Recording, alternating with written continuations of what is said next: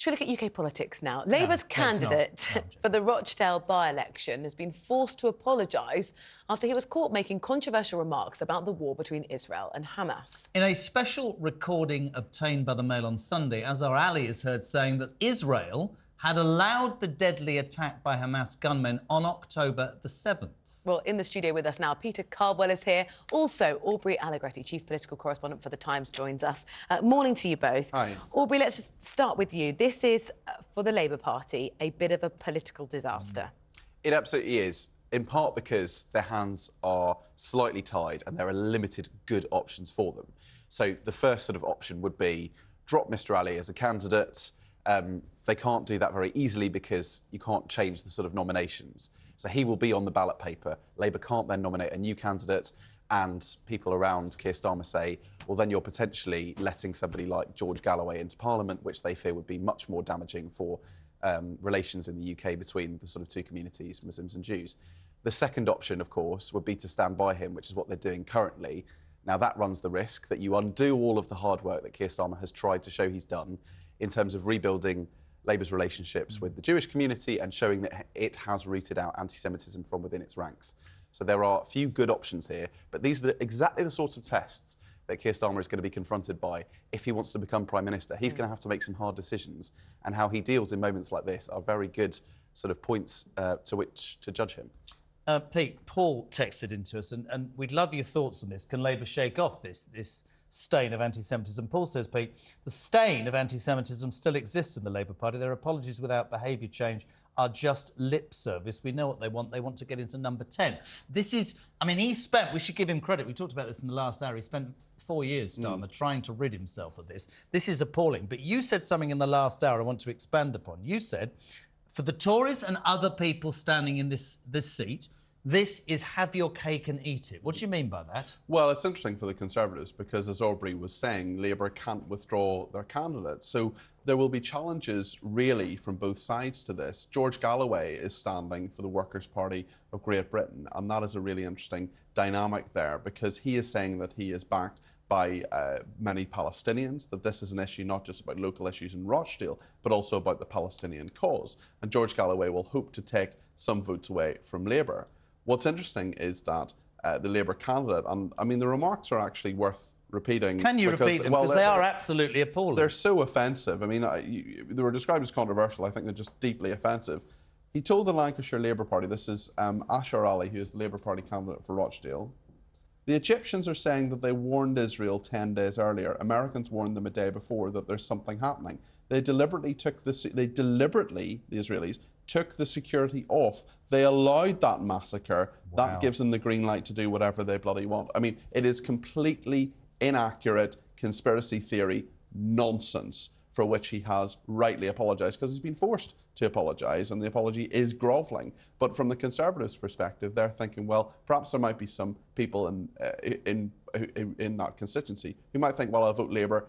Keir Starmer's cleaned it up. I mean, I personally don't believe for a second that Keir Starmer is anti-Semitic. I think he is someone who has spent a lot of time and effort cleaning up the Labour Party. But still, there are people like Azhar Ali who say these grotesquely offensive things and was about to get away with it. Well, sorry, I don't mean to be, but you talked about the Palestinian cause and you talked about George Galloway. We'll talk about the other candidates in a minute. It would be fair to say, and I've lived near there, that Rochdale has a large Muslim population, right? Are we seeing a Labour potential MP paying lip service that way? And it's got him into hot water because at the end of the day, I mean, we'll read the apology as well. It is grovelling, but it must send a message to Starmer with all that work. It's still happening. Well, Azhar Ali has always been a supporter of the Palestinian cause. We've got to be clear that people obviously... You can support the Palestinian cause and not make conspiracy theories like completely. That. And also you can be a Muslim and not vote on the issue of Palestine. Lots of people vote on lots and lots of different issues, and I'm sure not every single Muslim agrees with Azhar Ali, either whatever his stance is today versus what his stance was a few days ago. His apology, we'll have to read it out here. I apologise unreservedly. This is Azhar Ali, the Labour Party candidate for Rochdale. I apologise unreservedly to the Jewish community for my comments, which were deeply offensive, ignorant and false. Hamas's horrific terror attack was the responsibility of Hamas alone, and they are still holding hostages who must be released. October the 7th was the greatest loss of Jewish life in a single day since the Holocaust, and Jews in the UK and across the world are living in fear of rising anti-Semitism. I will urgently apologise to Jewish leaders for my inexcusable comments. The Labour Party has changed unrecognisably under Keir Starmer's leadership. He has my full support in delivering the change Britain needs. I think people, perhaps beyond the Jewish community, might feel they want an apology too. I find it deeply offensive. I'm not Jewish. Anyway.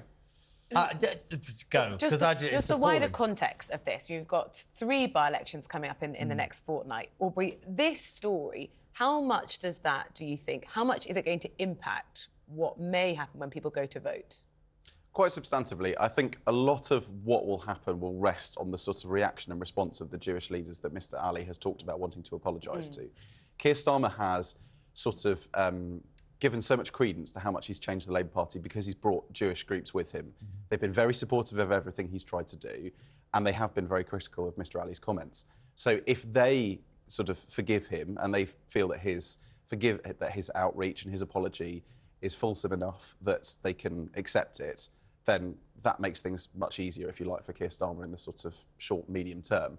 But if they don't, it will only pile more pressure on the Labour leader, because then he will have to explain why he is so at odds still with the Jewish community. And what I don't understand is if I was a voter in Rochdale, unless I'm missing the point, gentlemen, right, I would be thinking, so a man who wants to be my MP is so shallow or so lacking in intelligence, he has one day said some pretty horrific things and the next day says they were false and fake and they were wrong and they were upsetting. So would you want somebody like that? That's just from a local point of view. I would say this to the Tory party, not that they'll listen to me. They should absolutely be talking about this non-stop. They will be. I mean, it's really interesting. Keith, we asked, as I said, can Labour shake off its anti-Semitic reputation? He says, it's not anti-Semitism that's the problem, it's the party's woke policies. If you belong to the working class... It's really interesting, by the way, for all the people in Islington, New London, to say, all the Tories. Listen to this from a Labour voter. This is really important. He says, if you belong to the working class, as I do, they do not even know you exist. The word Labour has become a marketing brand that has no relation to reality. That's a working class person from the north saying, Labour's forgotten who I am, because they're too interested in trying to play games. You get something like this and people perhaps should think about it. I really believe it. And a lot of people will feel that way. A lot of people feel the Conservative Party have lost their... Oh, they're not Conservatives either. Or that they made promises to the Red Wall in 2019 that weren't perhaps kept as well. So listen, it is a time when a lot of people feel very disconnected from politics, but we have 3 by-elections in the next few weeks. I think Labour are going to win all 3 of them. We'll see. You don't think this will affect... Can you read the candidates? That we have to do this. This is an off-gone regulation. Yes, we're in the election period. So the full list of candidates for Rochdale: Azhar Ali from the Labour Party, Mark Coleman, Simon Danchuk from Reform UK, Ian Donaldson from the Liberal Democrats, Paul Ellison from Conservative Party, George Galloway from the Workers' Party of Britain, Michael Howarth, William Howarth, who's an independent, Guy Otten, who's from the Green Party, Raven Subordina from the official Munster Raving Looney Party, and David Tully, who is independent. The guy from the official Raving Monster, is that why he's called Raving?